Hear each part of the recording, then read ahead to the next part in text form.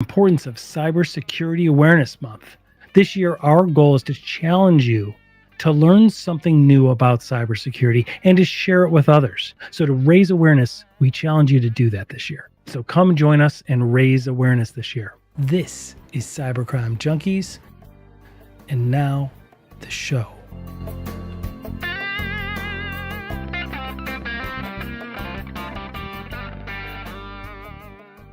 Well, welcome everybody to Cybercrime Junkies Live. We're doing 31 live streams in the month of October to spread awareness.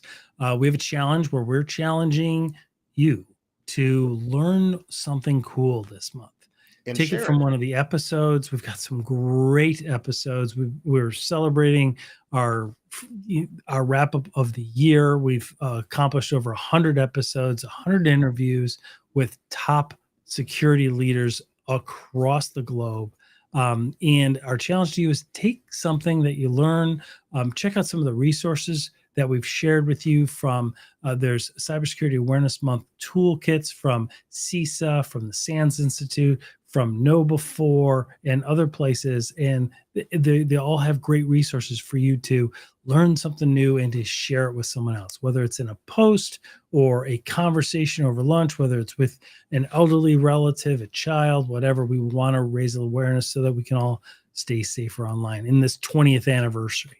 Mark, right. It's been a good ride. We've had a decent year with some great mind-blowing conversations. Absolutely, David. I mean, you look back at some of these episodes, people like Darren Mott, Scott Augenbaum, former FBI cyber division guys with some great insight and input from the field. Brett Johnson, who the Secret Service called the original godfather of the internet. Godfather, now good guy. Yes. He escaped from prison. They caught him. He did his time. He came out, and now he's a huge advocate for cybersecurity on the right side of the law.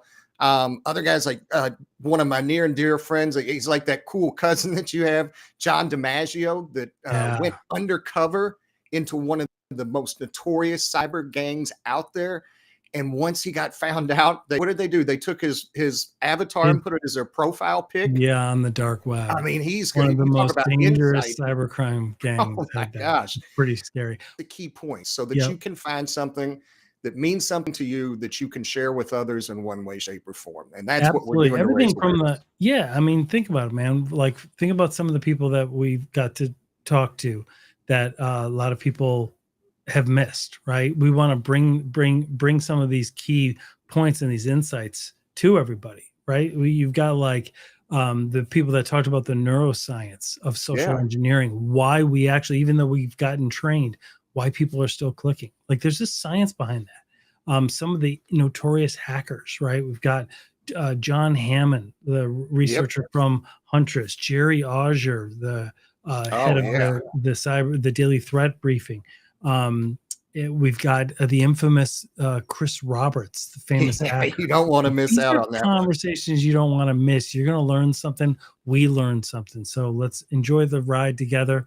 Take the challenge. For our part, we're going to have one of these live streams every single day. So we hope you enjoy. Today, we're going to talk about a true cybercrime story that I am just been blown away by, because I still can't believe it hasn't been solved, right? It is the story of exit scams and Ponzi schemes and lessons we can learn from the Gerald Cotton mystery and the Quadriga CX mystery. There's like 2 or 3 really good documentaries on it. One of them's on Netflix, so check it out. It's like A Death in Cryptoland or Trust No One. There's some phenomenal stories. I mean, what we're going to talk about really is kind of what was Quadriga CX, what happened to all this investor money, who were the people behind it. We've got Jerry Cotton, it's Cotten, and he had founded Quadriga CX. So kind of, Mark, walk us through, for the listeners and for the viewers, kind of what was it? Yeah, so those not familiar, Quadriga CX was owned by Quadriga FinTech Solutions, was the owner-operator. And at the time, they were believed to be Canada's largest cryptocurrency. In 2019, the exchange ceased operations. The company filed for bankruptcy, except they had $215 million in liabilities and about $28 million in assets. That's insane, right? I mean, so that investor money, that was like single moms, families, retirees, all wanting to ride the wave of the cryptocurrency boom, right? Back then, especially Bitcoin, which had soared to like really large numbers, right? It was our largest exchange in all of Canada. Wow. Okay, so let's talk real quick about what happened to that money, and then we're going to get into the characters behind it, because there's a whole theory behind this kind of collapse that is that this really was an exit scam from the very beginning, and that what alleged to happen really didn't happen at all. So, like you mentioned, in 2019, I think the exchange kind of shut down, right? Kind of stopped operations. They had 115,000 customers. That's a ton. Yeah, their money was missing. They could not access it. Yeah, and so let's keep in mind, during this time, they were taking in millions of dollars of investor money, right? And the way they were doing it is they had created this currency exchange, this cryptocurrency exchange, meaning you wanted to buy Bitcoin and you lived in Canada. Where would you do it? Well, you get online, and Quadriga CX was the biggest one. And what was really significant about this one is it had aligned itself with like anti-fraud agencies. So it gave it a like stamp of approval, almost like government authority, like this is a safe place to invest in. And nothing could have been farther from the truth. And during that time, I mean, they held themselves out, taking in hundreds of thousands of dollars from individual investors, as well as millions of dollars overall. And they kind of held themselves out as like the NASDAQ or like the stock exchange, right? Almost like a Charles Schwab or a TD Ameritrade. And yeah, they actually at one point they tried to raise the money and get listed on the Canadian Securities Exchange. Right, exactly. And then they bailed on that right away. Yep. Which is kind of interesting. And when you find out the people behind it, it'll all start to kind of come to light. So where it really kind of took off was back in 2017, the massive speculative frenzy from Bitcoin, right? Raised the price of Bitcoin back in 2017 from $1,000 for one Bitcoin to over $20,000. So think about that, right? I mean, you throw in $5,000, all of a sudden you got $100,000. Like that's a big deal, right? It went up 20 times. That's big money. And some of the weird stuff that they were doing behind the scenes is really telling. So, well, and then in 2018, that's when the Bitcoin prices kind of took a crash. Customers were trying to get their money out. Exactly. And that's how all of this came to light, right? Money. Yeah. And that started this. Yeah. So they had delays in people getting money. There was problems with the processing. Accounts were frozen by the Canadian Imperial Bank of Quadriga. And that's when they made a statement. They issued a statement that they said the ownership of the money, they connected directly to Cotton and not anybody else, but they couldn't really determine who the owner was. Right. And then Quadriga said it couldn't access the funds. Right. And what else was weird? Growing, yeah. And check out this picture. So this picture is a picture of Jerry Cotton and his wife, Jennifer Robertson's home. And there's millions of dollars of cash just strewn about on their kitchen island. Right? Now, these are the people that controlled the currency exchange. So what's significant about that is this. In 2018, like you just said, when Bitcoin prices crashed, customers wanted to get their money out, right? And but they couldn't. And customers reported delays when attempting to withdraw dollars. The website would kind of spool and then time out. They weren't able to complete it.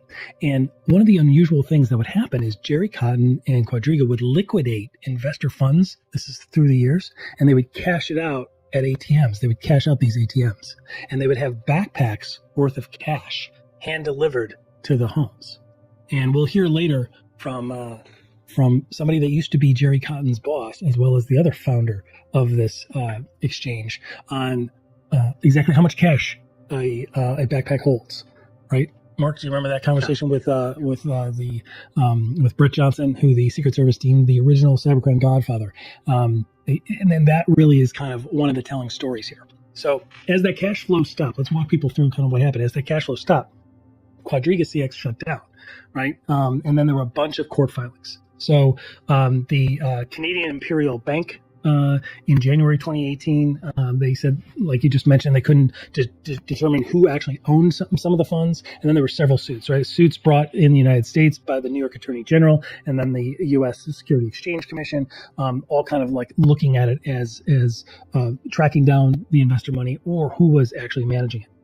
But walk us through that. They had this kind of weird teller window system. Can you tell us about that? Yeah, the high strangeness of everything. So Quadriga used a really unusual teller window for customers to withdraw their money, and then rather than pay the customers like via bank wires, told to come to some nondescript building in Laval, Quebec, to pick up the cash. What? Once they were alive, there was nobody in the office, or that there was no cash to be dispersed. Yeah, that was their disbursement mechanism. So what they quickly defigured was that the funds probably actually were never invested. And what did they do with the money, right? What happened to the money after it went in? That's just crazy. I know there's been a ton of analysis done here. I know that Chain Analysis took a look at the blockchain. There was a lot of groups that looked at the blockchain, and they found that what's supposed to happen, right? And walk me through this because you have more experience in this than me. But what's supposed to happen is you go to these exchanges, you invest your hard-earned savings, and there's a record in blockchain of the trade, right? If I see in my account with Quadriga that I just invested $10,000, I own $10,000 worth of Bitcoin, right? My account between me and Quadriga will say I own $10,000 of Bitcoin. And as Bitcoin goes up, it says I have more money, right? And as Bitcoin goes down, it says I have less money. But it's not like a regulated stock or option or bond, right? This is blockchain. This is cryptocurrency. So the actual exchange would have happened on the overall blockchain. And all of the investigation that occurred after this whole thing went down and collapsed is that those trades never happened. Yeah. So basically what it was is it's like you and I creating a site, the Brandology Exchange, right? And people would give us, and we'll say, you want to buy Bitcoin, buy it through the Brandology Exchange. And they would give us millions of dollars, and we would give them Brandology bucks. But in their account, it would say, you own Bitcoin. You own millions of dollars of Bitcoin. Here you go. And as Bitcoin went up, it would show that it's going up accordingly, right? Or as Bitcoin went down, it was showing it was going down accordingly. Oh, but wait, if you want to take your money back out, we're not letting you, right? Right? Or come meet us at a building somewhere. At a building. Yeah, it really this even gets stranger once you start looking at some of the players involved. Now, you've mentioned Jerry Cotton a couple times. Well, this is where it gets interesting. So, yeah, go ahead. You want to tell me? This is the part of the story that I want to hear about. So I'll tell you, this is really where it got interesting for me. And you know, by having some of these other discussions with some of the other guests that we've had on the show, we've seen and found out information that has not been on any other podcasts or other documentaries. There are things that, like the Netflix documentary, didn't even talk about. And they had investigated people, talked to hundreds of people. One podcast, they actually flew out to India to this place, and we're going to tell you right now why that matters. So Jerry Cotton was born May 11th, 1988 in Belleville, Ontario. It's like 2 hours outside of Toronto.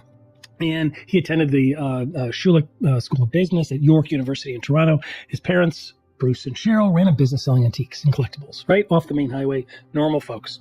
And while they kind of did that traditional, selling of vintage jewelry and furniture, Jerry really was a tech nerd. He really focused on new digital things. And he graduated from York, got a bachelor's degree, and his career really took off, right? And it's really one of those stories of like the internet nerd turns tycoon. Right, he was a small town Canadian boy who kind of had that Midas touch, and he would do a lot of public speaking. He had founded this, and all of this was really. It led to the credibility of why they got to get their exchange approved by like the Anti-Corruption Association of Canada, and that really gave them credibility. And tied with that perfect storm of Bitcoin rising, it really led to them being the biggest one out there. And he had learned about Bitcoin back in Toronto, and he traveled to Vancouver, British Columbia, where then he founds Quadriga back in November 2013. So that's fine, right? Great story. But who did he found it with? And what was he doing before this? Well, when you investigate Jerry Cotton, and I implore everybody, go Google him. Like, check this out, right? To understand his mindset, we got to understand his partner, his co-founder, right? His co-founder was Michael Petrian, but Michael Petrian isn't Michael Petrian. So we've got Jerry, there's Jerry, Michael Petrian, a whole bunch of money, Jerry Jennifer. There's the Quadriga logo, and right there, let's check this out. So have been several interviews that we've investigated in, and Michael Patrian swears that he is Michael Patrian. That's the only person that he's ever been. The court records and the legal documentation does not support that. He was actually born as Omar Dinani. Okay, guy on the left is the convicted felon who was part of Shadow Crew, the original black marketplace, right? The dark web marketplace that Brett Johnson used to run. Okay, the original cybercrime godfather. And we're going to play an interview that we had, a segment of that with Brett Johnson, where he explains Omar Dinani and Jerry Cotton. So when Beanie Babies were a thing, this was a long time ago, and some of the viewers and listeners may not recall, but these were highly collectible, highly valuable, and sometimes very expensive, basically stuffed animals. It was like but certain blue elephant, right? Yeah, they came in certain colors. The blue elephant was one that was worth like thousands of dollars. Well, what Brett figured out was that he could get a gray one at like the dollar store and just dye it blue. Now he's got the blue elephant, and he can sell it for a whole bunch of money on eBay. And that was kind of the genesis.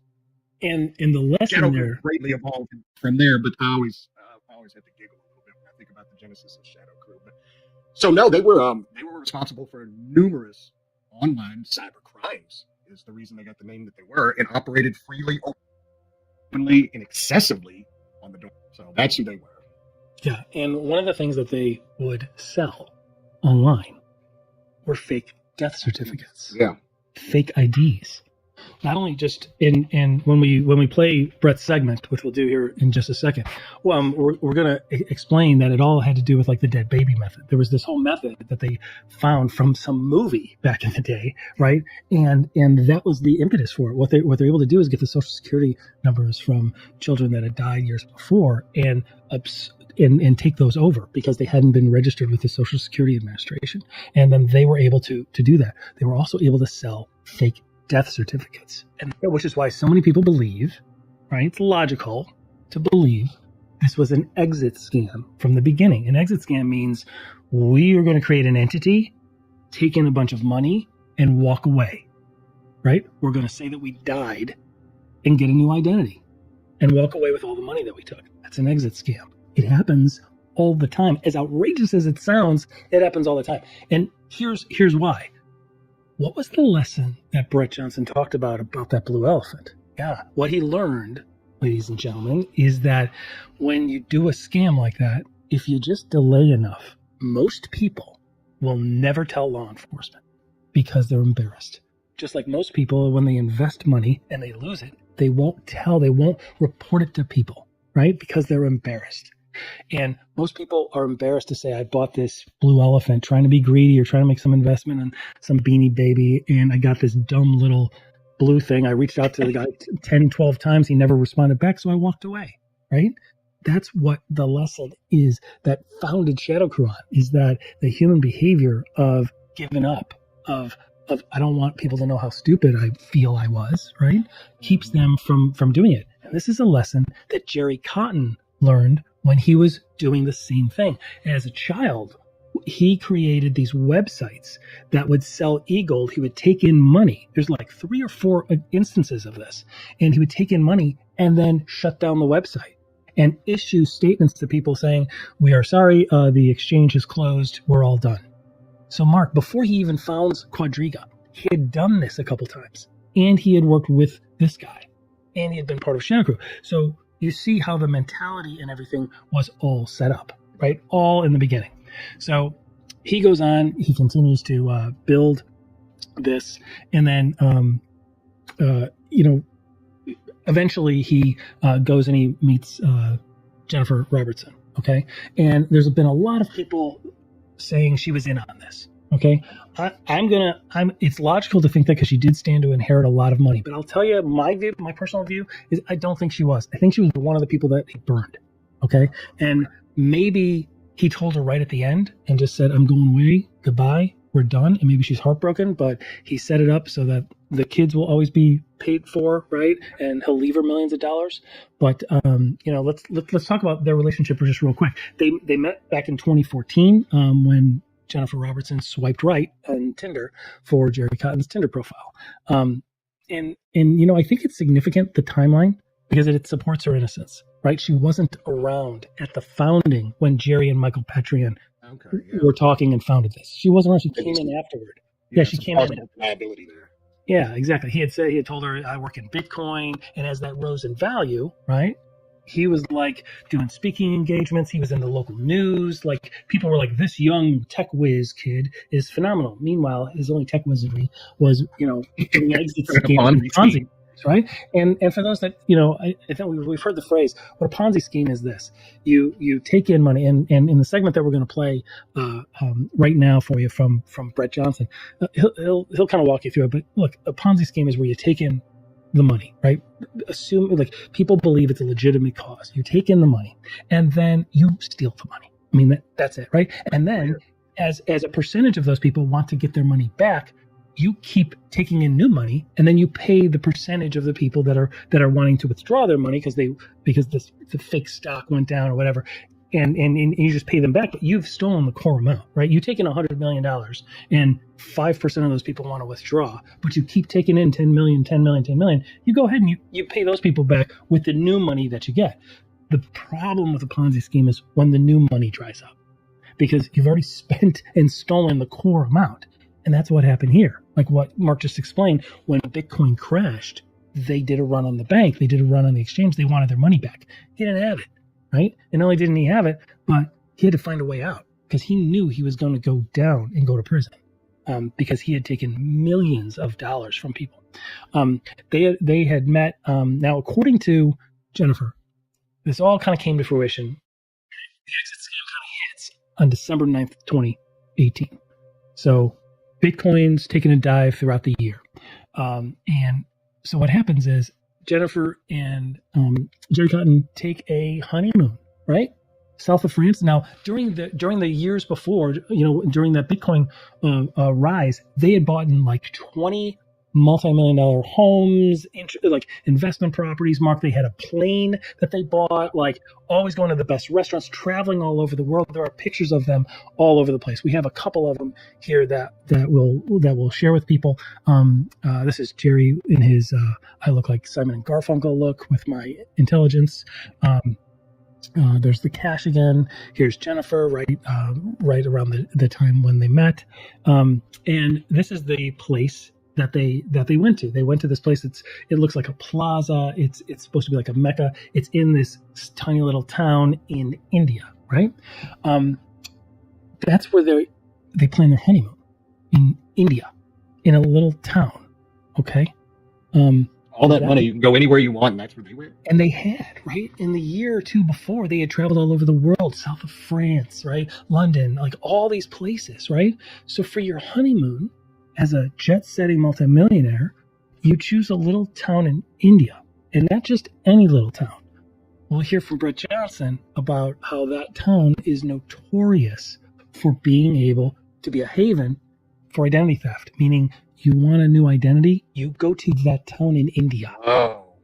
You want a death certificate, you want medical records that can show something so that you can have a fake Social Security claim and collect money, or you need the medical records for it, they'll get them for you. Wait, this is the same guy that went to prison for identity theft. Yeah, it was.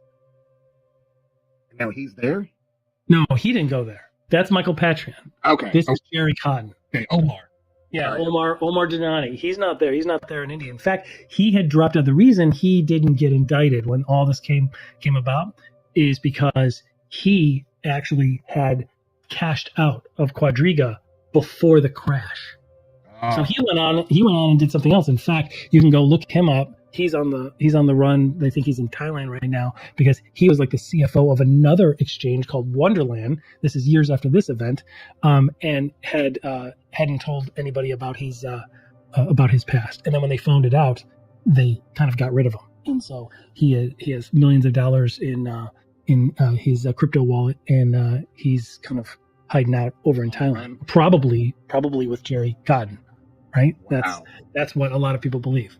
So what's really odd is that so that picture that we're showing right here, this picture right here, that's of the hotel. It's called the Oberoi Ravilas in Jaipur, India. And Jaipur is the town that is notorious for identity theft, being able to buy fake medical records, things like that. It's it's a really, really odd place. It's a red flag of the many that we know about here. But it's a really odd place to go take your honeymoon when you can travel and have been traveling together, Jerry and Jennifer, all over the world. It makes no sense. But it's not an odd place if you want to disappear. If you want the exit scam to happen, it's the perfect place. So they go, and he allegedly dies at this time. So what we know is that this place, like I mentioned, is notorious for it. But here, check this out, Mark. Investigative journalists, 2 of them, right, researching this case, actually went to that town. India? Yeah, they flew out there. They went there. And the one that it's known for getting fake IDs and stuff like that. And they spoke to doctors and people there. And they even tried to obtain a fake death certificate. And guess what? What happened? They did. They got a fake death certificate? They only had to talk to one guy. They asked around, where can I get this done? They go, you go talk to that guy. They got one guy. It cost him $200 American. Oh, and by the end of the day, he walked out of there with an official death certificate. Wow. Like official, like it's recognized in the United States. It's recognized all over the world. That's how easy this is, right? That is the shocking part of this. So at some point, right, Jerry Cotton allegedly dies, okay? Jennifer Robertson claims that she accompanies him to a hospital in Jaipur, right, on December 8th. He was diagnosed with these stomach issues, right? Shock, peritonitis, intestinal obstruction. And on the 9th, he allegedly dies of Crohn's disease. Okay. He was 30 years old. So everything I say sounds more and more ridiculous, right? Yeah. He's 30. He dies of a disease that only in extremely rare cases does anybody die of Crohn's disease, right? He also had never been hospitalized for it or had any weird. No, all of a sudden on the day they're in this weird town, right? Like on their honeymoon, and it's only them together. Does this allegedly happen? It makes no sense at all. It defies logic. It gets better though. So check this out. What happens 2 weeks before that? 2 weeks before that, Jerry Cotton bought 2 URLs for towns in India for a police department and for the town in India for a mortuary. And Brett Johnson. Wait a minute. 2 weeks prior to his death, in this small town that's notorious for fake IDs, death certificates, whatever, he had bought 2 URLs. Yes. For a police station for a mortuary funeral home. Yeah, you can't make this stuff up, man. Yeah. Oh my gosh. Yeah, and then it gets better. 2 weeks before, guess what else he did? He created his will, leaving millions of dollars to her, to Jennifer. Right. So, and then on the day of this alleged death, right, here's what happened. Someone on behalf of Cotton, right, Jerry Cotton, nobody knows who, they contacted a doctor that was later interviewed on one of these documentaries and podcasts that are out there, which we'll throw lists of all of the different resources and all the stuff in the show notes. Check out those documentaries. They're really bizarre. Like there's people that have flown out there. They've been investigating this for years. Why? Because people lost their life savings from this idiot, right? They contacted the doctor that had been called by someone, right? He had been contacted by someone, and they had wanted him to do a death certificate, right, of Jerry Cotton. But the body was at a hotel, not at a mortuary, a morgue, or a hospital. And so he refused. He's like, I'm not going to do that. It's over at a hotel. Bring it over to the actual morgue, and then I can go and see the body and do that. They wanted it done remotely, which is weird because I thought he died at the hospital. At the hospital. Yeah. Why is he at the hotel? Like, some of the stuff just makes no sense whatsoever. His body was, according to the death certificate, his body was embalmed at a medical school, unsupervised and not at a mortuary or at a funeral home, okay, where it's regulated. And then it was all closed casket. No human being has seen his body since it's died, other than allegedly Jennifer. And it was transported back to Canada in a closed casket where they had a closed casket funeral, right? And there's never been an autopsy. There are attorneys for the victims who lost millions of dollars who have filed suit asking for the courts to do an autopsy, because if you do an autopsy, at least then you know. Yeah. Is the body even in the casket? Is there a body? Is there anything in that casket other than a big smiley face? Right? And plane tickets to Thailand. Like, what's in there? That's never been approved. Like, it still has never been done. So literally no single human being has done. But on December 10th, there was a death certificate issued by Jaipur, India, okay, the local municipality, right, which is known for having created fake ones. It's just shocking. The will had been signed on November 27th, 2018, 12 days before he allegedly died. And in that will, it left Jennifer Robertson the entire $9.6 million estate, named her as the trustee, and that estate included an airplane, a sailboat, a 2017 Lexus, real estate in Nova Scotia and British Columbia, a $100,000 trust fund, which was made to provide lifelong care for Jerry Cotton's 2 Chihuahuas in case. Put the Chihuahuas in his will. Yes. And that's good planning, I guess. And then it gets weirder too. They don't tell anybody that he's dead. So they wait more than 30 days after he formally dies, right? Not for him to get away and to accomplish the new identity he got and to fly over to Thailand or whatever, right? No, not for that. But they don't tell anybody. And Quadriga CX continues to take in new investor money. Wait a minute. After he's dead, they don't tell anybody, but they continue to take more money. Exactly.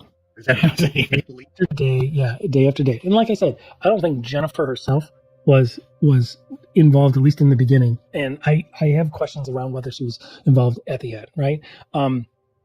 She told CBC, the Canadian broadcast company, their national publication, that she knew nothing of the widespread fraud that Jerry Cotton had, that later was found when Ernst & Young did the audit and when other investigators found out that he had been he'd been using it as his own slush fund the entire time. She said, I hadn't understood how Quadriga had held money in the first place. I thought it was just a trade. There were many things about Quadriga that I did not understand.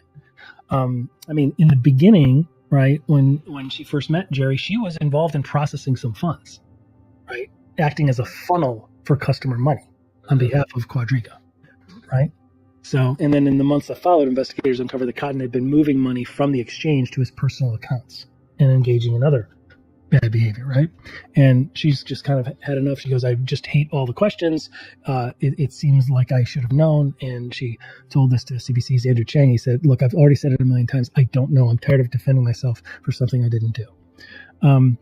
She's never been under investigation. She's never faced any criminal charges. So I've got to think if there was some evidence there, they probably would have done it. They probably would have done something, right? And I'll tell you the kicker, the reason why I kind of think she was duped in somehow, right, was that after his death and after all the claims and all the lawsuits and the investigations, the FBI got involved, the Canadian Mounted Police got involved. After that, she agreed to forfeit $12 million in assets to the claims. Oh, really? She gave it back? Yeah, and that included vehicles and real estate. She was allowed to keep $90,000 in cash, $20,000 in retirement savings, a 2015 Jeep Cherokee, $15,000 in furniture, and some jewelry, which included her wedding band. That's not unreasonable. It's not like a millionaire. No. You got 90 and 20,000 in retirement. What'd you say? A 2015 Jeep? Yeah. So again, it wasn't until January 14th, 2019, like more than 30 days after he allegedly died, that they announced, Quadriga formally announces that Jerry Cotton had died the month prior from Crohn's disease. And they claimed while doing volunteer work at an orphanage in India. Oh, yeah. Of course. So sad, right? You know, really, really kind of amazing. So it's like the end of Quadriga there. But I mean, it's still raised a couple issues, and let's listen to Brett Johnson's segment now. Robert Mitchum film. Yeah. And I think Charles Lofton is the director of that. But if no one's ever watched that film, it's an old black and white movie. It is an absolutely amazing movie. So please, all your listeners, look up Night of the Hunter with Robert Mitchum. It is amazing. There we go. There's no financial involved. We have not. No. We are not financially tied in any way, nor obligated to send them any funds for this endorsement. Exactly. We are neither endorsed nor affiliated with it. So let's switch gears real quick. Michael Patrin, Omar Denari. Michael Patrin. What was his role in Shadow Crew? His role in Shadow Crew was a money launderer. There are a couple of cryptocurrency has a couple of precursors, and those precursors are eGold and Liberty Reserve. Both of those payment systems are payment systems that are pretty much built for criminal activity. Because as a criminal, you can't really buy credit card data or child pornography or anything else with US dollars. You need some way to pay for this stuff online. And that was the advent of eGold. As eGold gets indicted, the owners of that, Liberty Reserve pops up. And I believe the Liberty Reserve guy is still on a United States most wanted list someplace. Mm-hmm. Those were the precursors of today's crypto. The only thing that was missing was the blockchain at that point, but they operated exactly the same. Michael Patron, or back then Omar Donani, he was a money launderer. He offered prepaid debit cards that were linked to your eGold account, and he offered to set up eGold for you to buy and sell it, things like that, as you see a lot of vendors with crypto do today. Right. So that was his start. Now, the interesting thing about criminal activity back then, and this leads into this entire story, the interesting thing about criminal activity back then is that if you were a criminal, you really had to know every single aspect of everything that was going on. You had to know what identity was, how to do fake driver's licenses, how to do drop addresses. You knew the dead baby method. You knew how to launder money. You knew everything. You knew the security of systems, everything. That doesn't work like that today. Today, it's plug and play. The sophistication is no longer in the criminal. It's in the platform itself. But back then, the guys back then knew their shit. They knew what was going on. The reason that's important, Michael Patron gets arrested. He serves 4 years in prison. Omar Donani gets arrested. He serves 4 years in prison, gets released, changes his name to Michael Patron. Now, what did he go to prison for? Those 4 years? For money laundering, access device fraud, a few other charges like that. But because of Shadow Crew, those financial cyber crimes. Yes. And so was he one of the guys that went down in that sting, Shadow Crew? Yes. Okay. He was one of the associates of that. Okay. So he gets 4 years. He gets out, changes his name to Michael Patron. There was another Shadow Crew operative back then his name was Gerald Cotton. What? Wait a minute. So Jerry Cotton. This is on the rabbit hole, man. Jerry Cotton was a Shadow Crew operative? Yes, he was. Wow. Yes, he was. Well, that just, I did, okay. Oh, yeah. Yeah. So he was also on Shadow Crew. Both these guys spent a lot of time on Talk Gold, things like that, dealing with eGold, Liberty Reserve, things like that. So he partners with Gerald Cotton. Now, Jerry Cotton didn't go down in the sting. No, he did not. He did not. Okay. All right, but you got to figure there were 4,000 registered accounts on Shadow Crew. Only 33 people got popped. There were a few, after that they got picked up because of database and people ratting them out, things like that. But certainly under 50, 60 people total out of 4,000 got arrested. Okay. Wow. So Michael Patron, Omar Donani changes his name to Michael Patron. He partners with Gerald Cotton. Now, this is conjecture on my part. My thought is that Quadriga, the cryptocurrency exchange that they started, my thought is that started as an exit scam. I really think that would make sense. People, right. Knowing that story, that would make sense. Yeah. Yeah, I was just about to get into that. Because so my thought is that. So Omar Donani, he would have knowledge of how to create a new identity. Absolutely. Is that now connected a whole lot of dots? One of the vast services in the portfolio of Shadow Crew. We did this thing called, there were a few different ways that we could do identity back then before, and this is prior to, because 9/11 things change, okay? Right. Prior to 9/11, the only thing you had to do for a new identity, my name is Brett Johnson. I would come up with a counterfeit birth certificate in the name of Brett Johnson. Instead of me being born in 1970, I would say that I was born in 2022. I would submit that to the Social Security Administration. They would issue a Social Security number for Brett Johnson, born 2022. What I would do then is I would use that Social Security number for that baby in my name, and I would get a job. Right. All right. That social would then report to the Social Security Administration, not as a 1-year-old, but as a 52-year-old. Right. Social Security would basically say it must be some sort of error, and they would fix that baby social to be a 1970 social at that point. What? And that's the way that worked prior to 9/11. Yeah. After 9/11, that changed. What also happened, though, is we had this thing called the dead baby method, which still works like a charm, even in the United States to a degree. But certainly in India, it works like a charm. In Italy, in Mexico, and all these other countries, it works great. And what happens is my name is Brett Johnson. What I'm going to do is I'm going to go to a graveyard, or I'm going to get online and find a death index. And I'm going to find a child that was born in one state, dies in another, that today would die at a very young age, but would be approximately the same age as I am. Okay. Okay. That's going to be my target identity. What I'm going to do from that point is I'm going to order, and we used to do this with the California Death Index. You'd find a name of an individual. For example, one of mine was Joshua Kaplan, born in 1976. You can look him up. He's still on there. But found him. He was born in Kentucky, died in California.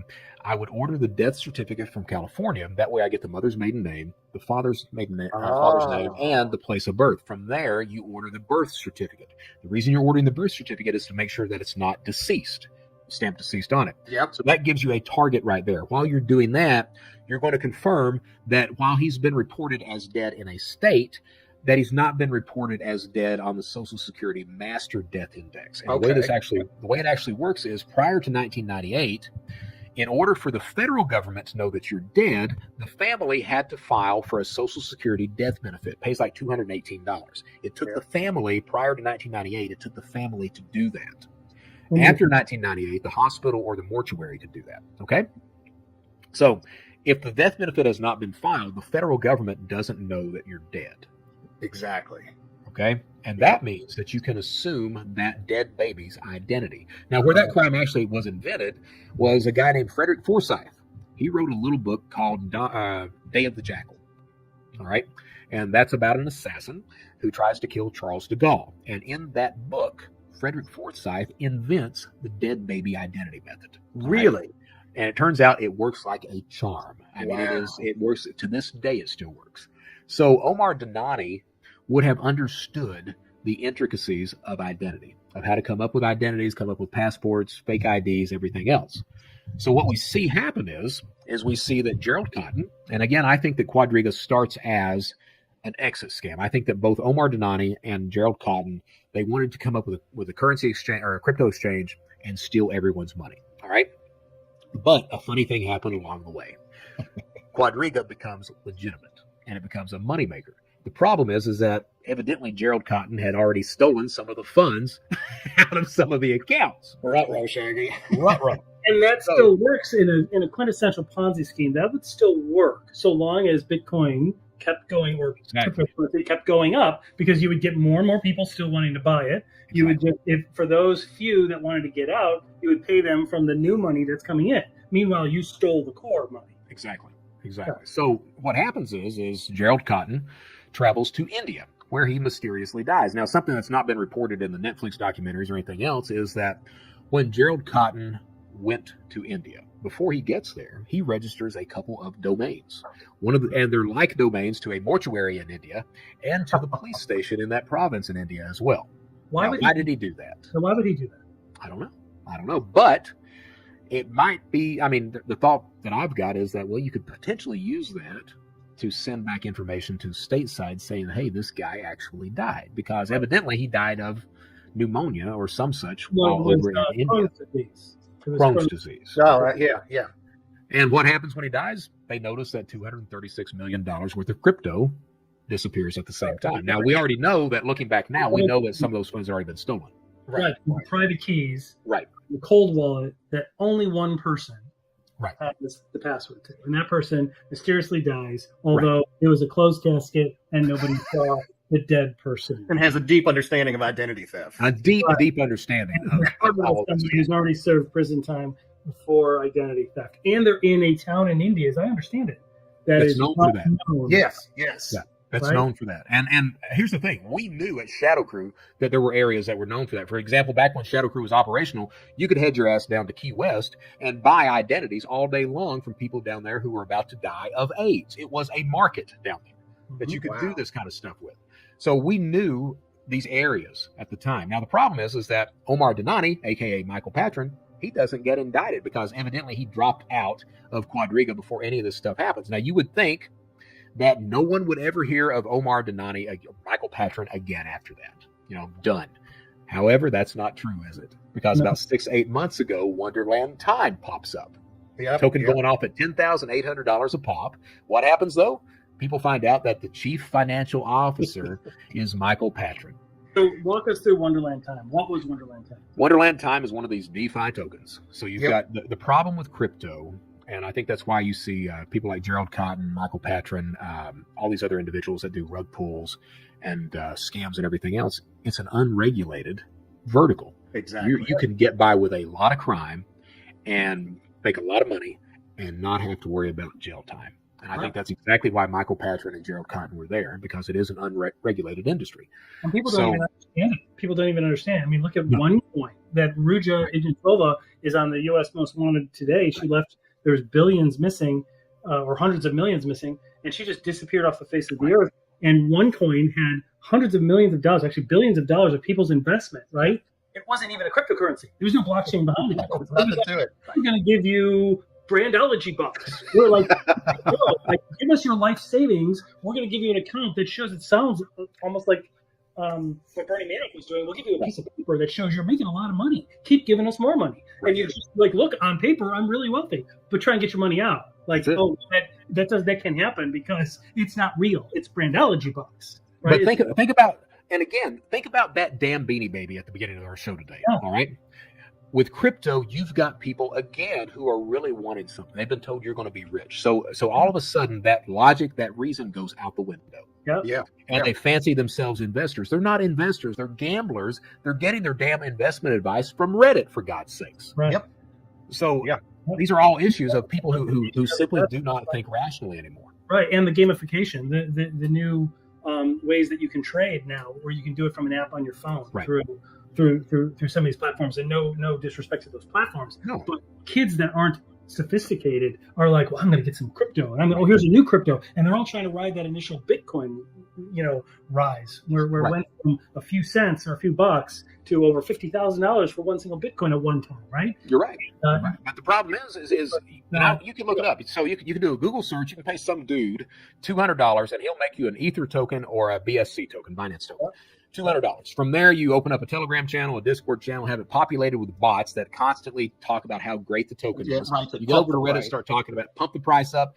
What are you going to do? You're going to do this thing called a rug pull. So you get people who buy into the token. You're sitting there on your wallet, and all of a sudden you sell all of your tokens, crash the entire market. You walk away with a couple $100,000. Yep. Pretty good payday for a couple of three, maybe a couple of months. For $300, yeah. Right. Pretty good payday. Michael Patron, I think it's unregulated and it's so complicated. People don't even understand it. No, they don't. They don't, and that's a lot of the issue with the Wild West. Yeah, Michael Patron with him. The way I found out about it, I had a guy message me on Reddit, and he was like, "Hey, Michael Patron is back," and I'm like, "What the hell are you talking about?" And he's like, "Look at the Wonderland Times subreddit," and it was right as this stuff was going on. Michael Patron had it came out that he was the chief financial officer of Wonderland Time. The main developer knew it the entire time. Wow. And admits it, and the token goes from $10,800 down to $117 in the space of like 4 days. Ouch. So you can think about that. You've got retirement funds, you've got everyone's life savings, everything else invested in this token that is now completely bankrupt. And the problem with that, and this is this Reddit echo chamber type thing that goes on. The problem is you've got people that have lost everything because you've got a criminal that's associated with this, yet you've still got victims that come in that are trying to convince themselves that, no, it's legitimate. It's going to work out just fine. So you have these conversations of people saying, I've lost everything. And meanwhile, you've got other people saying, oh, keep holding. It's going to go right back up. It's going back up. It's going back up. So Patron his ass ends up over in Thailand. The last I heard, he was in Thailand. His Ether wallet, and this is before the latest crash, his Ether wallet at one point was $50 million. I know it dropped down to $35 million. I don't know what it's valued at right now. Wow. And still not indicted. Why? Because there's no damn regulation yet. No. Right. There's nothing to indict him on. There's nothing on the books. That's crazy. Yeah. Unbelievable.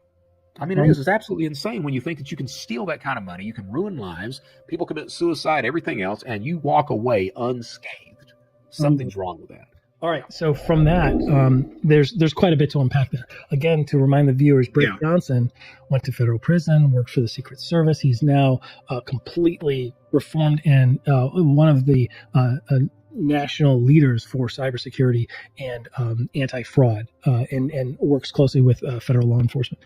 And because he knows how the criminal mind works, and he knows how these exit scams and these account takeovers and how identity theft works. He just explained that Michael Patron knew how to do this. Jerry Cotton was somebody that worked on Shadow Crew. right? These guys, and Jerry Cotton, as we know from the other investigation, that he had done this even as a kid when he was 15, 16 years old through e-gold, right, which was the precursor to cryptocurrency. They would make this stuff up. He would go do a Ponzi scheme, take in money, and then shut down. And they all learned the same lesson that Brett Johnson did back with that blue elephant, right? If you just keep pushing victims off, they eventually go away, and they don't go report to law enforcement.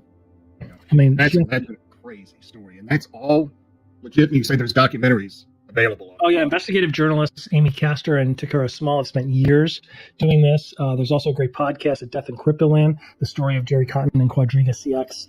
That's on the C2C, the Canadian broadcast thing, and then it's just phenomenal. There's the Netflix documentary. And like Trust No One. It's that involves a person that wears a mask because he's afraid for his life, and he talks with a voice disguised the entire time. Yeah, you're welcome for that. That was good. Yeah, it'll give you nightmares.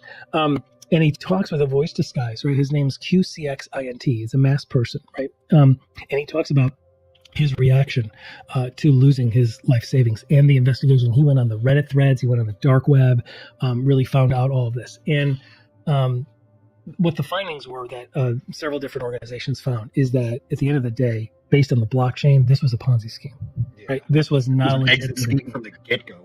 Yeah, it really, really looks like it. I mean, his death kind of sparked an online debate, right? Stringing theories from Reddit to Telegram by those that lost their life savings. And there's more than 76,000 customers that lost money on this. Wow. It's a lot, right? Jennifer Robertson today is she lives in Halifax, Nova Scotia, last I heard anyway, last I could find online, in Canada with her 2 dogs. And according to Cinemaholic, she's working part-time as a waitress and studying to be an elementary school teacher. Not exactly like jet setting, living in Thailand, flying around. What a turn of events. It's part of the reason why I don't think if she was supposed to be involved, maybe she went along with it at the time. Like the only thing I could see that could be bad, like, even if we thought she was involved, I think he burned her too. Like he might have said, I'm going to go take off. We're going to look, this was all like, I could picture it, right? You've got to tell her, look, the reason I brought you to India is because I got to take off, right? We're going to fake my death. I'm going to give you hundreds of millions of dollars. You'll never have to work again. I'll come see you later under a new identity. Okay. But just go along with this. Okay. But even if he did that and she went along with it, even if she did that, she didn't get anything out of it. He burned her eventually too. Like all of what they needed the body. Because with that closed casket, I mean, this all just reeks of just shady behavior, just outright criminality, if that's a word. Nobody's ever seen him dead, right? No, that's the whole thing. I mean, at the end of the day, Jerry Cotton was a con man. Quadriga CX was a Ponzi scheme. That's my personal opinion. I mean, he wound up losing over $150 million of client funds that he gambled away and spent on himself. And he could, what we learned from people that had employed him and employed his founder, his co-founder, right, is that it's pretty easy to do this. It's not that far out of the realm, right? The body's had it before. Yeah, the body's never been exhumed, and we don't even know if there's a body in that closed casket, right? Nobody knows because nobody with any legal authority has ever seen him dead. So, I mean, I should take a trip to Thailand, see if we can bump into Mr. Jerry Cotton. Well, yeah, I mean, if you bump into Jerry Cotton, we'll leave it with this. I mean, I appreciate you walking me through. Let me walk through this story because it's a great, great story, and it's just one of those things I can't believe he's not on like the FBI most wanted list. Right. I just can't believe it. Like until you exhume the body, he should be on the most wanted list, right? Like there should be some it's one of the two. That's the least you could do for the people that lost their funds. And maybe it's because they lost their funds on cryptocurrency, right? It's the one thing that we've seen. Look at like what we saw in this years ago. What are we seeing now with FTX and maybe Binance and maybe Coinbase? Who knows, right? But we see these things in this unregulated industry. And I'm absolutely not for regulations and government intervention into the private sector, but dang, man, this is like the Wild West. And they have, it's a wolf in sheep's clothing because they portray themselves as a legitimate like stock market, right? Yeah. But it's not. It's freaking brandology bucks. Yeah, investors beware. Yeah. So if you bump into Jerry Cotton, tell him his investors will find him and that Brett Johnson says hello. And we'll include resources, links, and everything in the show notes. Absolutely. Thanks everybody for listening, and go check out those episodes.